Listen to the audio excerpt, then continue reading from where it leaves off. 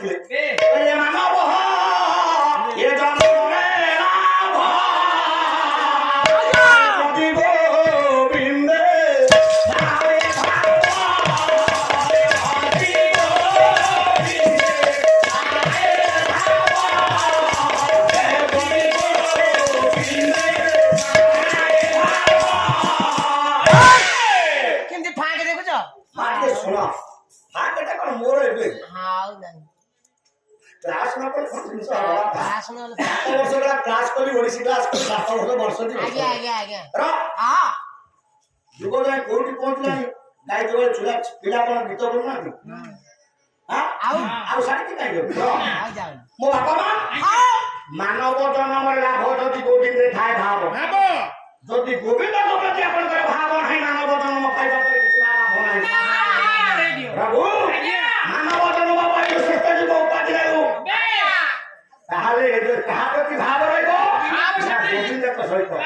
ଯଦି ଗୋବିନ୍ଦଙ୍କ ପ୍ରତି ତୋର ଭାବ ଅଛି ମୋ ମା ମାନବ ଜନ୍ମ ପାଇବା ପରେ କିଛି ଲାଭ ଅଛି ଯଦି ଗୋବିନ୍ଦଙ୍କ ପ୍ରତି ଭାବ ନାହିଁ ଆପଣଙ୍କର ମାନବ ଜନ୍ମ ପାଇବା ପରେ କିଛି ଲାଭ ନାହିଁ କଣ ମରିବ ଗୋବିନ୍ଦଙ୍କ ସାଥିରେ ଭାବ କରିକି ଆମ ଗାଁରୁ 4 ଜଣ ମରଣି ଆଜି ଜଣଙ୍କର 11 ଆଜି ଜଣଙ୍କର 11 ଆଜ୍ଞା ଗୋବିନ୍ଦ ସହ ଭାବ କରିବା ଦ୍ୱାରା ତମ ଗାଁରୁ 4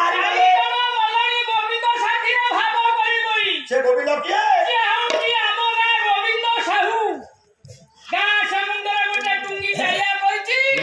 ସନ୍ଧ୍ୟା ସମୟରେ କେତେ ଜଣ ଯୁବକ ଯାଇ ପହଞ୍ଚିବେ 40-50 ଟଙ୍କାର ଗଞ୍ଜେଇ ରଗଡା ହେଇକି ଚିଲମରେ ନଦା ହେଇଯିବ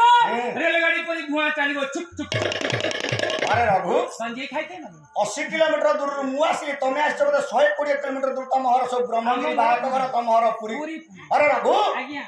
तम का गोविंद कथाटी बया पाइछि आपण कहिले तो गोविंद कथा जो गोविंद कर पाद पद्म मन को निवेश करबू मन तोर निर्मल हबो भाव पाइबू आगु को टिकी जबू मानव जन्म तोर सार्थक हबो सुनिले रघु से गोविंद का पाद पद्म मन को निवेश कर